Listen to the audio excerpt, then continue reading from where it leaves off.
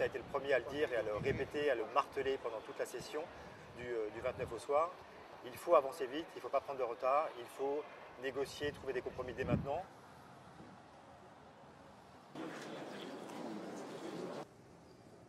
Jamais, je dis bien jamais, l'enjeu d'une réunion internationale n'avait été aussi élevé. C'est une idée partagée par la présidence française et la présidence péruvienne, la présidence sortante, de faire intervenir les chefs d'État au début. Pourquoi? Tout simplement pour qu'ils lancent une sorte de signal politique fort et puis après qu'ils laissent la main tout simplement aux négociateurs.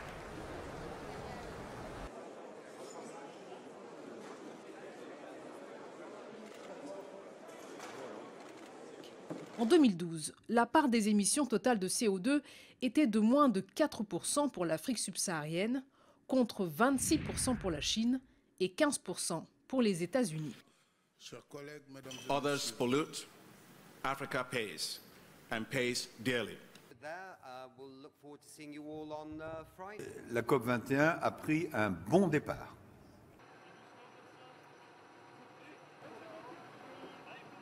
It's abstract, so difficult to understand the science about the data about the climate. But this is how the glacier looks like. This is the glacier from Greenland that is being talked about the whole time. Tons of ice. Here we have only 100 tons of ice. So this is like nothing. This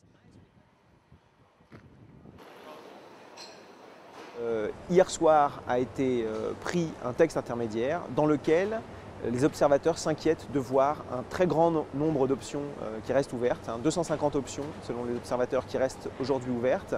Et tout l'enjeu des négociations de cette première semaine est de parvenir pour samedi à un texte réduit, restreint. Je suis optimiste parce que la COP21, c'est non seulement le texte, non seulement les financements, mais c'est aussi tous les engagements opérationnels qui font que nous allons rester en dessous des 2 degrés.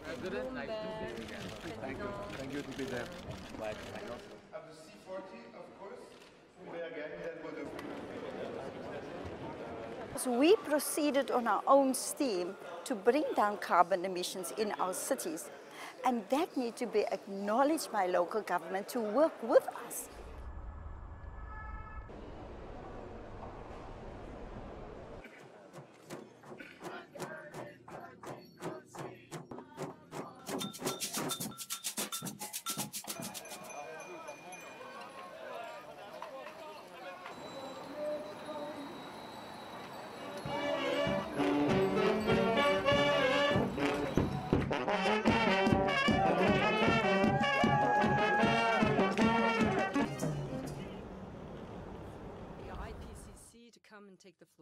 Laurent Fabius a dit ce matin, en deuxième semaine de la COP21, qu'il s'agirait de la semaine de l'espoir. En tout cas, ce sera peut-être aussi la semaine de tous les dangers. Ce qui est certain, c'est que la première semaine de négociation de la conférence climat s'est terminée par une lueur d'espoir.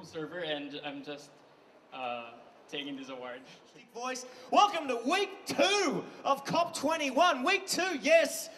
Fossil of the Day. This is the daily award ceremony where we here at CAN, the Climate Action Network, hand out an award to the party that's doing the most by doing the least for climate action.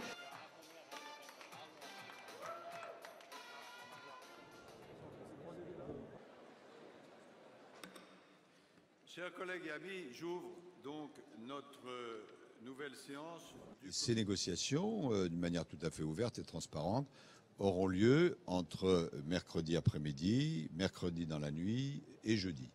Et j'espère qu'à ce moment-là, nous aurons suffisamment avancé pour que, après une série d'itérations, puisse être proposé le texte final qui, je le répète, devrait, dans mon esprit, être adopté vendredi soir.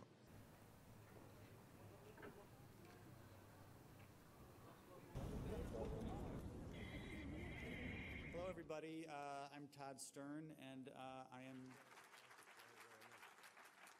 It's about all of us and about the future of the home that we share. Our task is clear. Our moment is now. Let's get this job done. Thank you very much.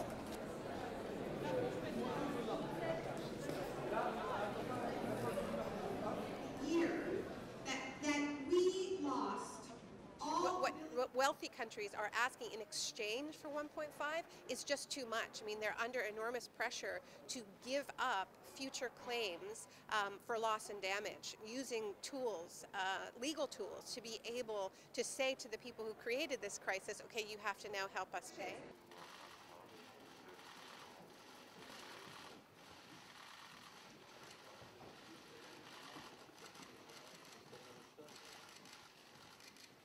Laissez-moi vous dire simplement que nous sommes presque au bout du chemin.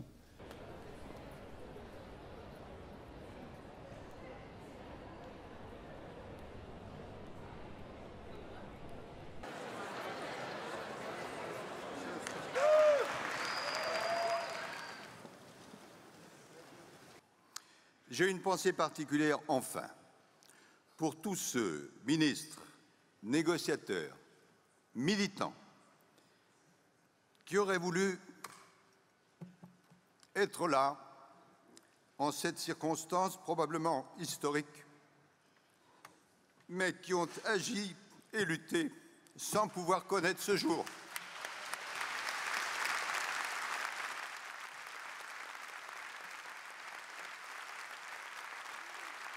Parce qu'il y a un aspect juridique.